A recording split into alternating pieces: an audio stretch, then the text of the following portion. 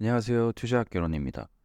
이번 영상은 경제 뉴스나 유튜브를 보면서 많이 들려오는 내용인데 정확히 무엇인지, 어떻게, 그리고 왜 경제가 사이클을 이룰 수밖에 없는지에 대해서 풀어서 설명하는 컨텐츠입니다. 제 지식을 완벽히 본인의 것으로 만들기 위해선 차근차근 시청해 주시고 이전 내용이 기억이 안 나시는 분들은 일부부터 차례대로 복습하고 오시는 것을 추천합니다. 시작하기에 앞서 구독과 좋아요 한 번만 눌러주세요. 그래서 지난 영상에서는 우리는 왜 인플레이션이 필연적으로 일어나고 은행과 정부가 인플레이션을 원하는 이유, 그리고 이러한 인플레이션을 우리가 대비하지 않는다면 왜 바보가 되는지에 대해서 배웠습니다. 그래서 이번 영상에서는 버블이 왜 시작되는지, 그리고 어떻게 끝나는지에 대해서 배워보겠습니다. 은행은 돈의 양이 급격하게 증가하거나 감소하지 않도록 하기 위해 금리 조절을 통해서 시장의 돈의 양을 조절합니다. 생태계에서 물의 양을 댐으로 조절하는 것과 같이 경제가 건강하게 성장하기 위해서는 지역과 상관없이 돈이 상류층, 하류층 골고루 흐를 수 있어야 합니다. 단기 부채 주기는 신용, 돈, 빚의 증가와 금리 조절로 인해서 오르락내리락 합니다. 하지만 각 단기 부채 주기의 끝은 시작보다 더 성장하게 됩니다. 그 이유는 더 많은 빚이 꾸준하게 증가하면서 생겨나기 때문이죠. 그렇다면 왜 빚이 꾸준히 계속 증가할까요? 단순해요. 사람들이 그냥 계속 빚을 받기 때문이에요. 기업이든 개인이든 정부든 빚을 갚는 것보다 받는 게 훨씬 쉽기 때문이에요. 주위를 둘러보시면 빚을 가지고 있는 사람이 더 많으세요? 아니면 빚이 없는 사람이 더 많으세요? 아마 빚이 없는 사람을 찾는 게 더 어려울 거예요. 그리고 빚을 계속해서 지는 건 인간의 본성입니다. 그리고 빚을 갚으려 하기보단 돈을 빌려서 지출을 하려는 성향이 강하고 돈을 쓰는 게 그냥 훨씬 쉽기 때문이에요. 따라서 시간이 지나고 나서 빚은 내가 벌 수 있는 소득보다 더 빠르게 증가하게 되고 시간이 지나면서 장기부채 주기를 만들게 됩니다. 계속되는 신용 창출로 인해서 소득이 증가하게 되고 그에 따라 자산 가치, 주식도 상승하고 모든 것이 오르기 시작하죠. 사실 돈이 풀리면서 인플레이션에 의해서 오르는 것 뿐인데요. 이때가 되면 사람들은 증가한 자산을 담보로 또 다시 엄청난 돈을 빌려서 다른 자산에 투자를 하고 계속해서 전체적인 자산들의 가격이 오르게 됩니다. 가장 좋은 예시가 20년 3월 코로나 시작부터 연준에서 경기 부양을 위해서 금리를 미친 듯이 낮추다 보니 20년 3월에 제로 금리를 찍었고 금리가 낮기 때문에 너도 나도 할 것 없이 대출을 안 받으면 바보가 됐었죠. 그래서 사람들은 쉽게 돈을 빌리고 받고 투자하고 소비하게 되면서 모든 것의 가격이 상승하기 시작했습니다. 그리고 이것을 우리는 붐이라고 합니다. 그래서 당시 20년 3월 제로금리부터 21년 12월까지 S&P 500은 바닥부터 100%가 넘게 상승을 했습니다. 우리나라 부동산 아파트 매매 지수도 전국 기준 21년 10월 144.1로 가장 높았습니다. 일명 엘리트라고 불리는 잠실 엘스, 리센츠, 트리지움도 21년 9월에서 11월 사이가 고점이었고 음마 아파트, 도곡 렉스, 이촌동 레미안 첼리투스도 다 그 시점에서 고점을 찍었습니다. 당시 분위기를 전부 다 아시겠지만 저를 포함한 제 지인들이나 많은 사람들이 가지고 있던 주식, 부동산 가격이 계속 상승하다 보니 모두가 더 과감하게 부동산을 매입하고 주식도 계속 샀습니다. 그렇게 빚은 쌓여만 가지만 사람들은 자신이 가지고 있는 자산의 가치가 올라 부유하다는 느낌을 받게 되고 너도 나도 모두 다 부자가 되었다고 생각을 하게 됩니다. 당시에 주식을 가지고 있던 지인들이나 부동산을 가지고 있던 지인들 모두 다 내가 부자라고 생각했고 반면에 자산이 없던 많은 사람들이 빈부격차를 크게 느끼면서 점점 더 다시 부동산에 투자를 하게 되고 주식도 사고 모두가 시장에 투자를 하기 시작을 했죠. 다시 돌아와서 물론 빚이 아무리 많아도 소득이 높으면 빚은 문제가 되지 않습니다. 자산이 많아지니 대출을 더 받아서 소비를 더 할 수 있게 되고 소비를 더 하게 되면 지출이 늘어서 이는 다른 누군가의 소득이 되죠. 그리고 그 사람들의 소득이 오르면서 신용도는 또 계속 상승하고 대출을 더 받는 선순환 구조가 생겨납니다. 물론 빚이 아무리 많아도 소득이 많으면 빚은 문제가 되지 않습니다. 왜냐하면 자산이 많기 때문에 소득이 있기 때문에 그 빚을 갚거나 유지할 수 있기 때문이죠. 그러나 이와 같은 붐이 계속 반복되면 항상 부작용이 발생합니다. 한 곳에 너무 많은 돈이 몰리기 시작하는 거죠. 금리를 조절할 수 있는 은행은 돈의 양을 조절할 수 있지만 돈이 흐르는 곳까지는 통제할 수 없어요. 돈이 만들어지면서 대체로 한 곳에 돈이 몰리기 시작합니다. 한 곳에 돈이 몰리기 시작하면 그곳에서 계속 불어납니다. 빗물이 고여서 물 웅덩이가 생기는 것과 같죠. 이게 주식 시장일 수도 있고 부동산 시장일 수도 있습니다. 그렇게 점점 버블, 거품이 형성되기 시작합니다. 안타깝게도 빚은 계속 증가함에도 불구하고 소득은 빚의 증가량을 따라가지 못하기 때문에 똑같이 5씩 증가하다가도 어느 순간 소득은 4, 3으로 줄어들게 되고 빚은 6, 7로 증가하게 됩니다. 격차가 나기 시작하는 거죠. 그러다 보면 어느 순간 빚을 유지할 수 없는 수준까지 도달하게 됩니다. 빚을 갚을 수 없는 수준에 도달하면 사람들은 빚에 대한 압박이, 부담이 점점 높아져 지출을 줄이게 됩니다.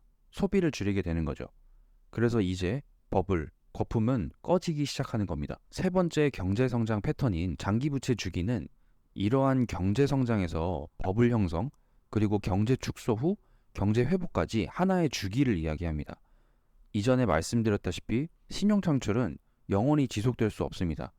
수십 년 동안 이루어진 신용창출은 빚의 규모를 점점 커지게 만들고 이로 인해서 빚에 대한 압박이 점점 커지게 됩니다. 빚더미가 쌓이는 거죠. 어느 시점에 다다르면 빚은 소득보다 더 빠르게 증가하고 사람들은 이자에 대한 부담이 커지기 시작합니다. 결국 소비와 지출을 줄여야 할 수밖에 없는 것이죠. 그리고 한 사람의 지출은 다른 한 사람의 소득이므로 모두의 소득이 줄어들기 시작합니다. 소득이 줄어들수록 사람들의 신용도는 낮아지게 되고 그에 따라서 대출, 신용 창출도 줄어들게 됩니다. 줄어드는 신용 창출로 인해서 소득은 더욱 줄고 빚에 대한 부담은 높아지고 또다시 지출, 소득의 감소로 이어집니다. 이와 같은 패턴으로 경제를 악화시키기 시작합니다. 악순환이죠. 결국 경제는 돈이 돌아야 모든 것이 유지가 되는데 돈이 안 돌기 시작하는 겁니다.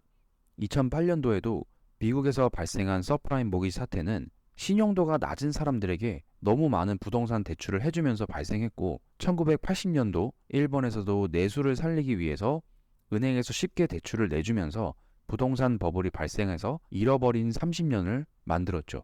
결국 다 같은 이유입니다.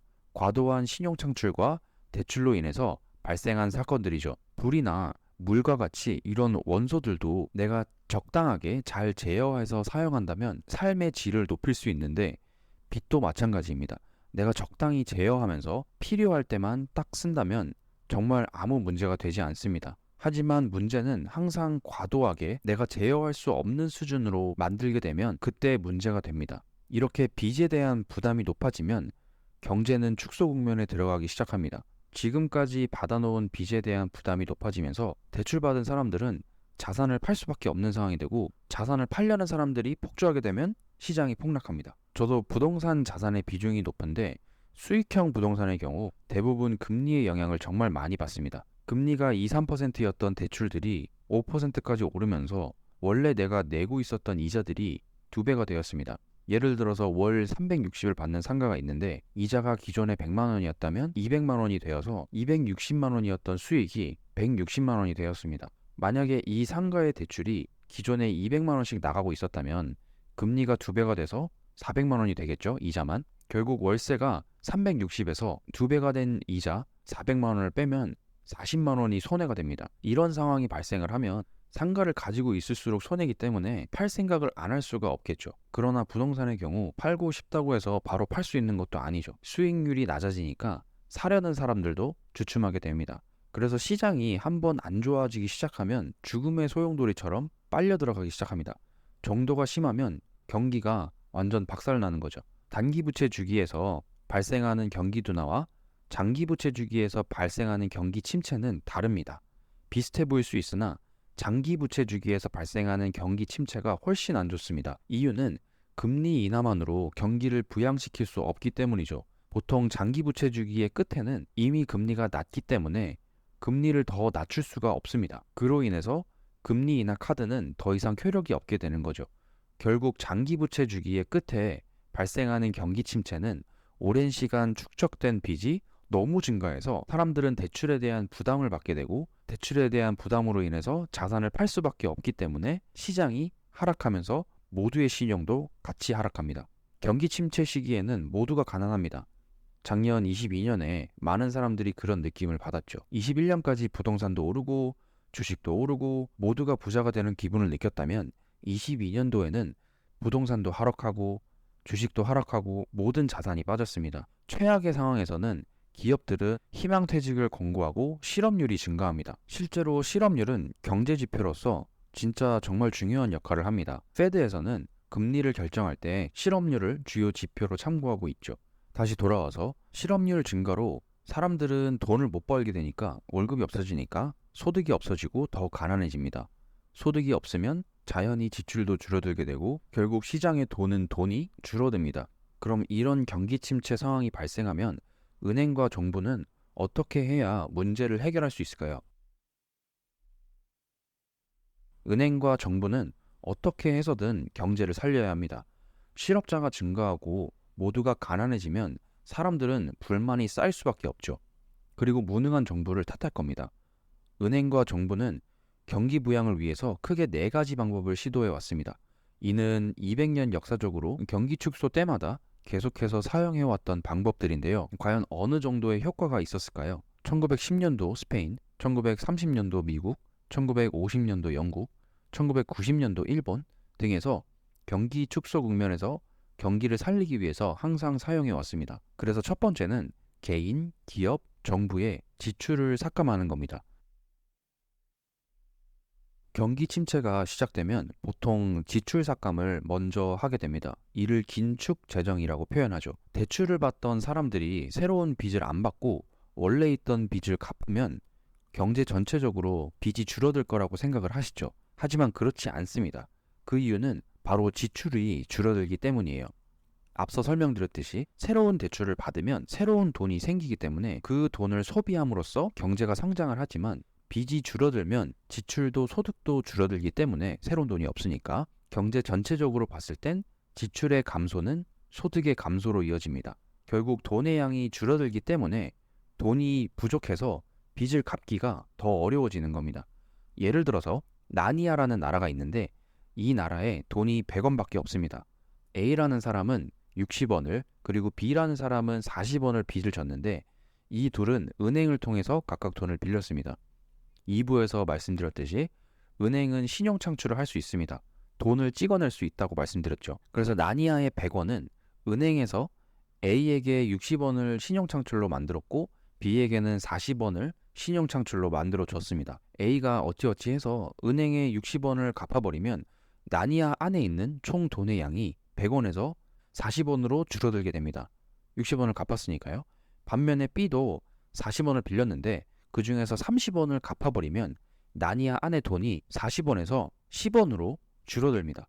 그러면 나니아 안에 있는 사과 한 개의 값은 원래 총 돈의 양인 100원에서 비례했다면 쉽게 말해 그냥 100원인데 돈이 10원밖에 없으니까 사과 한 개 값이 10원이 돼버립니다. 즉 디플레이션이 발생하는 거죠. 인플레이션이 아닌 디플레이션이 발생합니다. 결국 돈의 양은 재화, 서비스 등 모든 가격에 영향을 줍니다. 나니아의 돈이 이제 10원이 된 상태에서 C는 10원의 빚을 갚아야 하지만 10원밖에 없기 때문에 이 돈을 만들기가 너무 어려워집니다. 돈이 귀해져 버렸으니까요. 반면에 D라는 사람이 대출을 100원을 더 받았다면 C라는 사람 입장에서는 돈의 양이 많아졌기 때문에 돈을 또 구하기가 쉬워지는 거죠. 결국 개인, 정부, 기업에서 지출을 삭감해버리면 모두의 소득이 감소하기 때문에 빚을 갚기가 더 어려워집니다. 그래서 첫 번째 방법인 긴축 재정은 사실상 경기를 살리는데 어려움이 있습니다.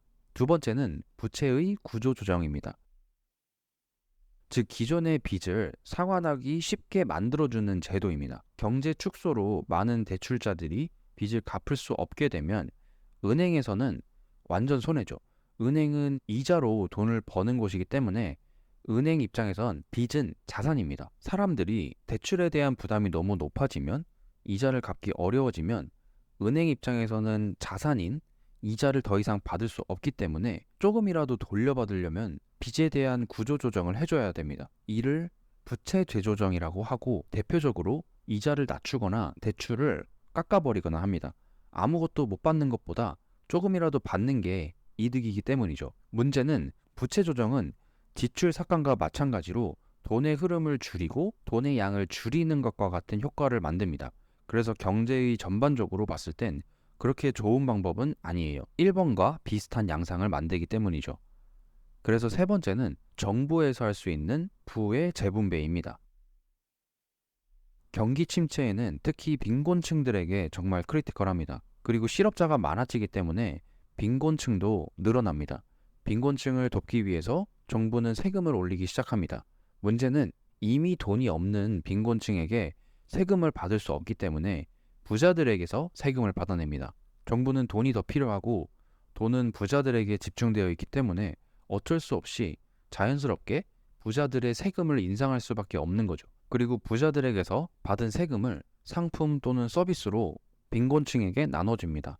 예를 들면 세금으로 실업률을 낮추기 위해 공무원을 늘리거나 세금으로 실업자들을 도와주는 혜택을 늘리거나 세금으로 정부의 지출을 늘려서 경제에 돈이 흐를 수 있도록 여기저기 골고루 뿌려주는 겁니다. 빈곤층은 돈이 많은 부자들을 싫어하게 되고 열심히 일해서 모은 돈을 세금으로 가져가는 정부 때문에 부자들도 반대로 빈곤층을 싫어하게 됩니다. 경제 축소가 오랜 시간 지속되면 사회적인 혼란이 일어날 수 있는 가능성이 높습니다. 대표적인 예로 1차 세계대전 이후에 독일은 경제적으로 매우 불안한 상황에 처해 있었고 인플레이션과 같은 실업률이 너무 높아서 사회적으로 빈곤층은 불만과 불안이 많았습니다.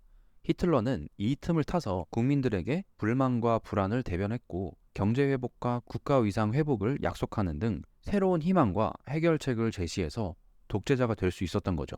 하지만 부의 재분배를 통해서 정부가 경기를 살리려고 노력할 수는 있지만 많은 양의 돈이 증가하는 제도는 아니기 때문에 이 또한 경기를 살리기는 부족합니다. 그렇다면 마지막 네 번째 방법은 무엇일까요? 그리고 경기 침체는 꼭 발생해야 하는 걸까요? 이번 영상에서는 버블이 어떻게 시작됐고 어떻게 끝나는지 그리고 은행과 정부가 할 수 있는 세 가지 방법에 대해서 이야기해봤습니다. 다음 영상에서는 은행과 정부가 경제를 살릴 수 있는 간단하지만 가장 효과적인 방법, 그리고 자본주의를 우리가 살아남기 위해서 꼭 알아야 하는 세 가지 방법에 대해서 이야기해 보겠습니다. 다음 영상에서 뵐게요. 감사합니다.